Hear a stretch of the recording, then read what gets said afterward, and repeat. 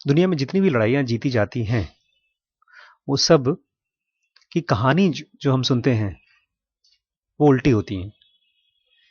कहा जाता है कि अगर रावण जीत गए होते तो फिर रावण हीरो होते, राम विलेन होते, क्योंकि कहानियां जो हैं वो पीछे की तरफ लिखी जाती हैं।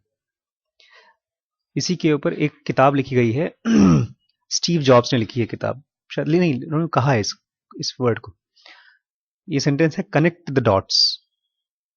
वो गेम है, आपको डॉट्स कनेक्ट करके उस आकृति बनानी पड़ती है। तो अगर आप शुरू से कनेक्ट करना कोशिश करें तो मुश्किल होती है, तो हमेशा पीछे से कनेक्ट करना होता है। या तो उसको वो गेम आता है पजल का, जिसमें आपको चूहे को यहां से उठा करके यहां तक पहुंचाना है, तो अगर ऊपर से लाएंगे तो नीचे पहुंचाने में मुश्किल पड़ती है। तो अक्सर हम लोग बचपन में क्या करते थे, पीछे से ऊपर की तरफ पहुंचा देते थे। जो लोग जिंदगी में सक्सेसफुल हो जाते हैं उनकी कहानी पीछे की तरफ लिखी जाती है। पीछे की तरफ मतलब क्या, अगर कृष्णमूर्ति बहुत फेमस बन गए तब उनकी लाइफ में इंसिडेंसेस को पकड़ पकड़ बताया जाएगा कि ये तो बड़े इंटेलिजेंट थे, बहुत जीनियस थे, इस समय उन्होंने सही किया था, इस समय उन्होंने ये किया था, बचपन में जब पैदा हुए थे तो उस समय आसमान में तारा चमका था, उस समय ग्रह नक्षत्र ये था और ये था। तो जो जीतता है वही इतिहास लिखवाता है। तो डेविड और गैलियोथ की जो कहानी हम लोग पढ़ रहे हैं वो भी ऐसे ही कुछ इतिहास जो हम तक पहुंचा है बहुत साफ साफ नहीं है। वो क्यों जीता, आमतौर पे हमको लगेगा कि जो डेविड है वो तो छोटा सा बच्चा है, तो हमने कल देखा था कि वो बच्चा है लेकिन वो उसने कुछ स्ट्रैटेजी कुछ बदल दी थी।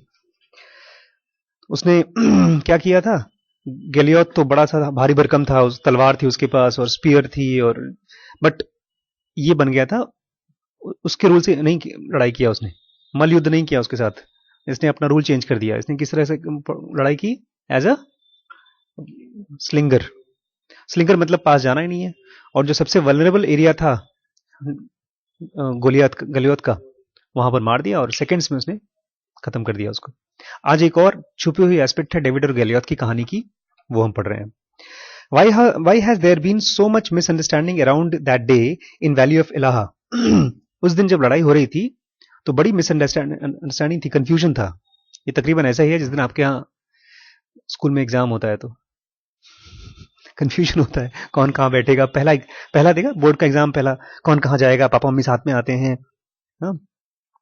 On one level the duel reveals the folly of our assumption about power. एक लेवल पे तो ये जो डुएल है डेविड गलियोथ की, ये हमारी मूर्खता बताता है कि किसके पास पावर था। एजम्पशन ऑफ पावर, हमारे हिसाब से लगता है किसके पास पावर थी, गोलियत का। The reason king Saul is skeptical of David's chance is that David is small and Goliath is large. Skeptical, संशय, डाउटफुल है। तो जो इजराइल के राजा हैं सवाल, वो डाउटफुल क्यों है, क्योंकि ये बेचारा छोटा सा बच्चा है और वो बड़ा है। Saul thinks in power of thinks of power in terms of physical might. वो फिजिकल माइट को देख करके पावर के बारे में सोचता है। He doesn't appreciate the power that can come in the forms in other forms as well, in breaking rules, in substituting speed and surprise for strength. एक और पावर होती है जिसमें कि आप रूल बदल देते हैं या सब्स्टिट्यूट करना स्ट्रेंथ को विद सरप्राइज। जैसे कृष्ण की लाइफ में बहुत बार हुआ है, छोटे से बच्चे थे तो पूतना आई थी उनको जहर पिलाने, पता है आपको कहानी है, छोटे से बच्चे थे तो कंस ने भेजा जाओ पूतना को कि तुम उसको अपने ब्रेस्ट का मिल्क पिला करके उसको मार डालो। तो एक वहां था जहां पर कृष्ण भी छोटे से बच्चे थे जो दूध पीते थे छाती में, तो उन्होंने पूतना को खत्म कर दिया, उन्होंने छाती का दूध पिया तो पूतना मर गई। तो इसमें भी कहीं ना कहीं ऐसी कोई कहानी है।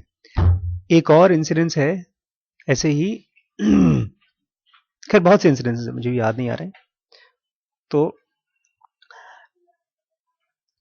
जहां पर स्ट्रेंथ है आपके सामने उसको आप रूल बदल करके भी अप्रोच कर सकते हैं।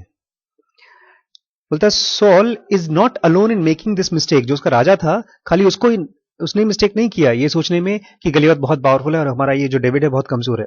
इन द पेजेस दैट फॉलोज, जब आप आगे की क्लासेस पढ़ेंगे डेविड गलियोथ की, I am going to argue that we continue to make that error even today. in ways that have consequences for everything from how we educate our children to how we fight crimes and disorders. आज भी समाज में जब हम इस चीज को study करते हैं कि कैसे हम स्कूल्स में पढ़ाई इंप्रूव करें या कैसे हम क्राइम से लड़ाई करें, क्राइम चोरी चपारी से लड़ाई करें या जो भी परेशानियां हैं सोसाइटी में उसको ठीक करने के लिए, तो हम इसी तरह के कंफ्यूजन में होते हैं। जिस तरह से कंफ्यूजन में कौन है?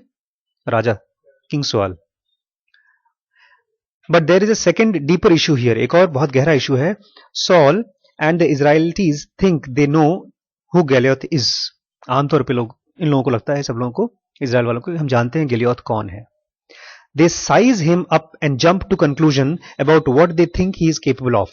साइज हिम अप मतलब उसको देखते हैं, साइज देखते हैं उसका, और एक कंक्लूजन पे जंप कर जाते हैं। कंक्लूजन मतलब एक एजम्पशन, एक निर्णय पर, और ये भी सोचते हैं कि वो क्या क्या कर सकता है, इतना भारी भरकम में तो कुछ ना कुछ तो कर ही सकता होगा, निष्कर्ष पे। But they do not really see him, वो सचमुच में उसको देखते नहीं है। शायद हम लोग भी होते उस जमाने में तो हम भी नहीं देखते। The truth is that Goliath behaviour is puzzling. जो गोलियाथ का बिहेवियर है वो बड़ा अजीबोगरीब है, पजलिंग है। He is suppose to be mighty warrior, बहुत माइटी वॉरियर होना जैसा है, भीम जैसा, भीम था। But he is not acting like one, लेकिन वो भीम की तरह या माइटी वॉरियर की तरह एक्ट नहीं कर रहा है। बोलता है he comes down to the valley floor accompanied by an attendant. जब इतना भारी भरकम है तो अटेंडेंट के साथ क्यों आया है, अकेले क्यों नहीं आया? A servant walking before him, उसके साथ एक सर्वेंट भी आया है, कैरिंग द शील्ड, जो शील्ड लेकर आया था। Shield barriers in ancient times often accompanied archers into battle because a soldier using a bow and arrow had no free hand to carry any of the protection for his own. आमतौर पे जो shield वाला आदमी आता था वो तलवार तीर वालों के साथ आता था, बिकॉज तीर और कमान उनके हाथ में होती थी, तो वो लोग अपने आप को बचा नहीं सकते थे, पहले शील्ड वाले आगे आते थे। तो इसके साथ क्यों आया सॉल, गोलियत के साथ? But why does Goliath, a man calling for sword on sword combat, single combat, need to be assisted by a third party carrying an archer's shield? जो तलवार से लड़ाई करने वाला है तो उसने एक शील्ड वाले बंदे को क्यों लेकर आया? वो क्या गैस है आप लोगों का? एग्जैक्टली बोलता है व्हाट्स मोर, एक और बड़ी इंपॉर्टेंट चीज है। व्हाई डज ही से टू गैलियोथ कम टू मी? उसने गैलियोथ से बोला था मेरे पास आओ ताकि मैं तुम्हारे फ्लेश को, जानवरों को खिला सकूं। Why can't Goliath go to David? Goliath David के पास क्यों नहीं गया? The biblical account emphasises how slowly Goliath moves. जो कहानियां हैं वो ये भी लिखती हैं कि जो गैलियोथ था इतना भारी भरकम, वो बहुत धीमे धीमे चला।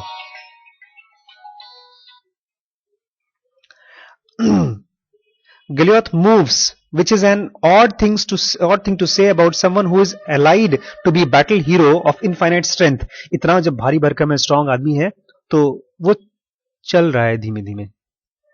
एक्लिस का नाम सुना है आपने? एक्लिस की कहानी सुनी है? बहुत जमाने पहले एक कहानी थी जिसमें कि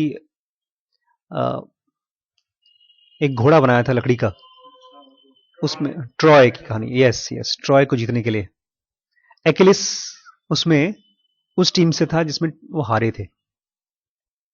वो ऐसे ही इंडिविजुअल कॉम्बैट में जाते थे और एक्लिस बहुत फास्ट था, वो सेकंड्स में लोगों को मार देता था। तो यही कह रहा है कि अगर वो इतना माइटी वॉरियर है तो फटाफट जाना चाहिए, उसको मारकर खत्म करना चाहिए, लेकिन धीमे धीमे जा रहा है। In any case, why doesn't Goliath respond much sooner to the sight of David coming down the hillside without any sword or shield or an arbor? जब उसने देखा उसके पास कोई sword नहीं है, कोई shield नहीं है, कोई arbor नहीं है, तो फटाफट उसको खत्म करना चाहिए था। तो जल्दी क्यों नहीं किया उसने? David coming down the hillside without any sword. when he first sees David, his first reaction is to be insulted when he should be terrified. उसको एक्चुअली डरना चाहिए, वो सामने वाला स्लिंगर है। गेम का रूल बदल गया है। स्लिंगर कौन है? जो लड़ाई में दूर से मार सकता है आपको, तो डरना चाहिए उसको। लेकिन ये डरने के बजाय ये क्या कर रहा है? इंसल्ट फील कर रहा है, और क्या बोलता है? क्या मैं कुत्ता हूं, मुझे डंडे से मारने आ रहे हो? He seems to be oblivious. जो हमारा भारी भरकम गलियोथ है वो ऑब्लिवियस है, बेखबर है बेचारा। Of what is happening around him, उसके आसपास क्या चल रहा है उसको पता होता नहीं है। There is even that strange comment after he finally spots David with his shepherd's staff. एक और उसने ऐसा अजीबोगरीब कमेंट बोला है जब उसने देखा उस लड़के को। Am I a dog that you should come to me with sticks? तो मेरे पास आए हो लकड़ियों से मारने के लिए? स्टिक्स प्लूरल, वो एक ही डंडा लेकर आया था. David is holding only one stick, तो उसने प्लूरल क्यों बोला? आपने जो सही कहा. What many medical experts now believe, in fact, is that Goliath had a serious medical condition. उसको बहुत serious medical बीमारी थी. He looks and sounds like someone suffering from what is called as acromegaly. Acromegaly एक तरह की बीमारी है. उसको क्या बीमारी है? Acromegaly, a disease caused by benign tumor of pituitary gland. यहाँ ब्रेन में, इसमें पीछे फोटो है, यहाँ ब्रेन है, यहाँ हाइपोथैलेमस है, उसके नीचे छोटा सा एक पिट्यूटरी ग्लैंड है. इसको आध्यात्म में बड़ा इसका वो है, बिकॉज इसमें से सारे हार्मोन्स कंट्रोल होते हैं. तो इसका एक तरह का ट्यूमर है, उसका नाम है एक्रोमेगली. ये जो बढ़ जाता है तो इसमें से ग्रोथ हार्मोन ढेर सारा निकलता है. वही कह रहा है, the tumour causes an over production of growth hormone. ज्यादा ग्रोथ हार्मोन निकलता है, which would explain Goliath's extraordinary size. इसीलिए इतना भारी भरकम बड़ा सा था. पीछे फोटो भी दिखा रखी है उसने. इस तरह के लोग जो एक्रोमेगली के लोग होते हैं ना, हम लोग सीधे शक्ल से बता सकते हैं कि उनको एक्रोमेगली है. उनकी मोटे मोटे हाथ और चेहरे, बड़े बड़े नाक, बड़े बड़े मुंह, ग्रोथ हार्मोन बॉडी में बहुत ज्यादा रिलीज होता है. Something like Khali. Yes yes. तो नहीं, बीमारी है. वो देखिए, अभी वही सुनिए. The tallest person in history, Robert Wadlow, suffered from acromegaly. At his death, उसकी डेथ पर, he was 8 foot 11 inches and apparently still growing. इसीलिए बेनाइन है ये. बेनाइन मतलब जान नहीं लेती, बस काम करती रहती है. ऐसे ही था. तो जरूर नहीं खली को एक्रोमेगली हो सकता है उसका नेचुरल साइज ना हो, बट इसके लिए कह रहा है कि मोस्ट प्रोबेबली एक्रोमेगली थी. ऐसे ही एक हमारे डॉक्टर हैं, उन्होंने बड़ा इंटरेस्टिंग चीज बताया था कृष्णा के बारे में. वो कह रहे थे कृष्णा को एक बीमारी थी, इसका नाम था टेट्रोलॉजी ऑफ फिलॉट. इसीलिए ये बेसिकली हार्ट की कंडीशन होती है, जिसमें हार्ट में जो चेंबर है उसमें वाल्व्स होने चाहिए. ऊपर का जब हार्ट दबता है तो नीचे आता है, और पीछे का प्रेशर नहीं जाता, ऊपर ऊपर खून नहीं आता, वो एक ही साइड में फ्लो होना चाहिए. टेट्रोलॉजी फ्लॉट में कुछ हार्ट की स्ट्रक्चर में गड़बड़ी हो जाती है. तो नॉर्मली जो खून, ऑक्सीजनेटेड खून बनने पहले लंग में जाना चाहिए, डीऑक्सीजनेटेड लंग में जाना चाहिए, वहां से ऑक्सीजन उसमें आना चाहिए, फिर बॉडी में जाना चाहिए. लेकिन जो लोग इस कंडीशन से परेशान होते हैं उनको हो जाती है साइनोसिस. साइनोसिस मतलब शरीर का नीलापन. कृष्ण भगवान नीले थे. एक और बड़ी टिपिकल चीज, इसमें थोड़ा और मुझे बोलने दीजिए. जो मैंने जो पढ़ा है वो बता रहा हूं. अभी हम भाई भगवान काम कर पाते कि नहीं कर पाते, उनको तो बांसुरी बजा के कमाल कर देते थे. खैर, तो वो ये भी बताते हैं कि जो टेट्रोलॉजी ऑफ फिलॉट के पेशेंट्स हैं, वो अक्सर अपने पेरिफेरल मसल्स को कंस्ट्रक्ट करके खड़ा होना या लेटने की कोशिश करते हैं. जैसे पैरों के मसल्स हैं या हाथों के मसल्स हैं, वो ऐंठ करके या टाइट करके बैठते थे, क्योंकि उससे जो पेरिफेरल ब्लड है वो वापस चला जाए. तो वो भी जो टिपिकल बड़ा ऑड कंडीशन है, ऐसा खड़े होते थे कृष्ण भगवान. नहीं, गोपियों के साथ टेढ़े खड़े होते थे. इस तरह से खड़ा होना बड़ा दिक्कत का काम है. लेकिन लॉजिक ये देते हैं हमारे प्रोफेसर कि उनको ऐसे खड़े होने में कंफर्ट मिलता था, सांस ले पाते थे, नहीं तो सांस की बीमारी थी उनको. अभी कहां तक सच है मुझे पता नहीं, लेकिन ये हम लोगों का लॉजिक है कि तो ये कह रहा है कि हमारे हिसाब से उसको प्रॉब्लम थी, एक मेडिकल कंडीशन थी गोलियात की को. उसका नाम था एक्रोमेगली. एक्रो मतलब बड़ा, मेगली नहीं, एक्रो मतलब साइज, मेगली मतलब बड़ा. एंड फर्दर मोर, और साथ ही साथ, one of the common side effects of acromegaly is vision problem. Acromegaly का एक साइड इफेक्ट यह है कि आपको साफ साफ दिखता नहीं है. Pituitary tumours can grow to the point where they compress the nerves leading to the eyes. वो जो पिट्यूटरी ग्लैंड है ना, वो सिचुएटेड है एग्जैक्टली उस जगह पर जहां पर ऑप्टिक ट्रैक्ट है. आंखों से ब्रेन तक जो नर्व जाती हैं, तो बीच में एच शेप में उनका कनेक्शन होता है इस तरह से. तो ये जो सेंटर की जगह है उसको बोलते हैं ऑप्टिक ट्रैक्ट. उसी को पिट्यूटरी ट्यूमर दबाता है, और जब दबाता है तो आपको डबल विजन दिखाई देते हैं.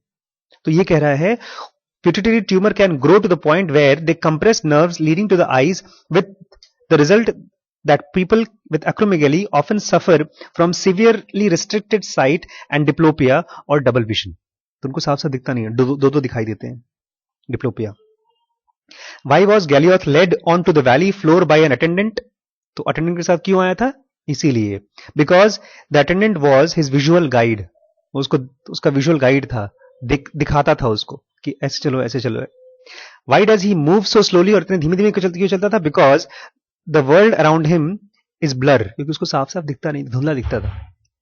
Y does it take him so long to understand David has change the rules, और उसको इतना देर क्यों लगा पता चलने में कि डेविड ने 1-to-1 लड़ाई नहीं करेगा, वो स्लिंगर की तरह काम करेगा? बिकॉज उसको दिखा नहीं, because he doesn't see David until David is up too close, बहुत नजदीक नहीं आया तो उसको दिखा ही नहीं। उसको लगा होगा ठीक है डंडी वंडी लेकर आएगा, मुझसे लड़ेगा, एक झापड़ मारूंगा मर जाएगा। Come to me that I may give your flesh to the birds of the heaven and the beasts of the field, तो मेरे पास आओ ताकि मैं तुम्हें चिड़ियाओं को और जानवरों को तुम्हारा मांस खिला सकूं। He shouts out, चिल्लाता है, and in that request there is a hint of his vulnerability, उसकी बेचारी कमी, उसकी डर, उसके अंदर जो कमी है वो दिखता है जब तू बोलता है कम टू मी, मेरे पास आओ। I need you to come to me because I can not locate you otherwise, मैं चाहता हूं तुम मेरे पास आओ, नहीं तो मैं तुमको कैसे खोजूं मुझे पता नहीं। And then there is the otherwise inexplicable, am I a dog that you come to me with stick? David had only one stick, Goliath saw two. गलियत को दो दिखाई दिया, उसके पास एक ही था। What the Israelites saw for from high on the ridge was intimidating giant, जो Israel वालों को ये दिखाई दिया कि बड़ा सा जायंट है जिसको कोई हरा नहीं सकता। In reality, सच में the very thing that gave the giant his size was also the source of his greatest weakness. इतना जो बड़ा है वो उसकी वीकनेस भी है, वही उसकी बीमारी है। There is an important lesson in that for battles with all kinds of giants. ये इंपॉर्टेंट लेसन है सभी तरह के जायंट्स के लिए। एक बहुत अच्छी पिक्चर है विल स्मिथ की, एनिमी ऑफ द स्टेट करके। उसमें विल स्मिथ एक सिंपल सा लॉयर है शायद, और गवर्नमेंट से उसकी फाइट चालू हो जाती है गलती से, और गवर्नमेंट मतलब एनएसए, सीआईए, एफबीआई, और उनके पास तो अनलिमिटेड वो है कैमराज, कहीं से भी किसी को भी लोकेट कर लेते हैं। तो ये जब उनसे लड़ाई करने जाता है तो एक और बंदा इसको हेल्प करता है, बोलता है, तो बंदा बोलता है कि गवर्नमेंट इतनी बड़ी साइज है ना, यही उनकी वीकनेस भी है। तो big size is not always strength, over big. बल्कि मैं आज देख रहा था एक भाई साहब का स्कूल में, आज फंक्शन में अटेंड करने गया था, और बहुत अच्छा फंक्शन नहीं हो पाया क्योंकि बहुत बड़ा फंक्शन था भाई, कैसे आप ऑर्गेनाइज करेंगे? तो big size is not always an advantage, it can be disadvantage. The powerful and the strong are not always what they seem, जो पावरफुल और स्ट्रॉन्ग दिखाई देते हैं वो जरूरी नहीं कि वो वही हैं। नहीं तो सोचिए, बिल गेट्स जैसा आदमी, इतना अमीर आदमी, अपने बिजनेस को छोड़ करके क्यों जाकर अफ्रीका के जंगलों में गरीबों को हेल्प कर रहा है? क्यों फिलैंथ्रोपी में घुसा हुआ है? पता है ना, फुल टाइम वो फिलैंथ्रोपिस्ट है। वो ऑफिस अपने माइक्रोसॉफ्ट का चेयरमैन नहीं है अब, वो इज अ फुल टाइम जाता है, बट उसने वो काम छोड़ दिया काफी साल पहले ही। तो कहीं ना कहीं जो लोग बहुत पैसे वाले होते हैं, जो बहुत बड़े साइज वाले होते हैं, वो उनकी प्रॉब्लम भी होती है। हमारे हिसाब से उनके खर्चे हैं, उनके हिसाब से और भी बड़ी बड़ी प्रॉब्लम है। मैं एक बंदे को जानता हूं जिनके पास बहुत पैसा है और वो चीजें मनोवर कर लेते हैं अपनी फैमिली में, लेकिन उनके परिवार का एक भी मेंबर उनके साथ रहता नहीं है। उनके अपने बच्चे, उनकी अपनी बहुएं सब दूर दूर रहती हैं। वहीं पर बेचारे बहुत गरीब पेरेंट्स को मैं जानता हूं जो बहुत गरीब हैं, तो उनका बच्चा कहीं छोटी मोटी नौकरी कर रहा है, जाकर बच्चे के साथ रहते हैं, वो लोग खुश हैं बड़े। तो उस बंदे का इतना और जब ये उनका ये जो अमीर भाई साहब है, उनका बच्चा जब बोलता है आके हमारे साथ रहो, तो बोलते हैं हमारे घर की देखभाल कौन करेगा? इतना बड़ा घर है, 20-20 कमरे हैं, 30-30 कमरे हैं, वो देखभाल करने के लिए बेचारे घर पे बैठे हैं, रोज झाड़ू लगाते हैं वहां पे। मतलब तो यही है कि जो बड़ा साइज हमको दिखता है, ये हमारे हिसाब से लगता है कि वो उसकी स्ट्रेंथ है, लेकिन हो सकता है वही उसकी वीकनेस भी हो। ऑल दीज ईयर्स, इतने सालों में, we have been telling these kinds of stories wrong, इस तरह की जो कहानियां आप सुनते रहे हैं कि आपसे जो बहुत बड़े हैं, जैसे यहाँ डॉन बॉस्को में, यहाँ शहर में सबसे बड़ा स्कूल कौन सा है? Don Bosco. लेकिन जो डॉन बॉस्को में साल भर जाएगा उसको मालूम पड़ेगा यही उसकी वीकनेस भी है। इतने ढेर सारे बच्चे आपको मैनेज करना हो तो बहुत दिक्कत है। आए दिन वहां पर टीचर नहीं होते, आए दिन वहां पर टीचर नहीं होते। हम लोग जाकर के सब्स्टिट्यूशन क्लास लेते हैं, और फिजिक्स क्लास में क्या पढ़ाते हैं? हम कहानियां सुनाते हैं। मैथ्स क्लास में कहानियां सुनाते हैं। बड़ा साइज है, कहां से आप अपने टीचर लेकर आओगे? David and Goliath is about getting them right. इन्हीं कहानियों को हम सही करने की कोशिश कर रहे हैं डेविड एंड गोलियात की। और मैं यहां पर जोड़ने की कोशिश करूंगा कि न्यूरॉन जो ये कार्ड्स हम लोग तैयार कर रहे हैं, ये भी इन्हीं तरह की कहानियों को सही करने की कोशिश है। हमारे पास जो इंफॉर्मेशन पहुंचती है हमारे दोस्तों से, मीडिया से, ये इंफॉर्मेशन जब तक हमारे पास पहुंचती है वो टेढ़ी मेढ़ी हो चुकी रहती है। या तो बाहर वाले कर देते हैं टेढ़ी मेढ़ी, या तो हमारे अपने बायसेस उनको टेढ़ी मेढ़ी कर देते हैं। जब हम किसी बड़े आदमी से मुठभेड़ करने जाते हैं तो हम डरते हैं, लेकिन अगर वो बायस ना हो तो हम डरेंगे नहीं।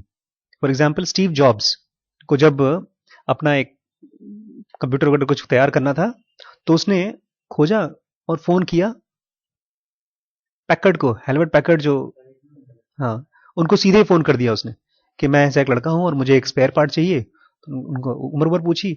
हम और आप उसकी जगह हो तो हम घबराएंगे इतने बड़े आदमी को फोन करके। वो गया, उनके साथ बात किया और वहां पर इंटर्नशिप करना शुरू कर दिया उसने। ऐसी कहानी मैंने पढ़ी है। तो जो लोग देख सकते हैं सामने वाला जो हमसे बड़ा है लेकिन वो वल्नरेबल है, तो उसको एडवांटेज है। वल्नरेबल मतलब वो भी कमजोर है बेचारा,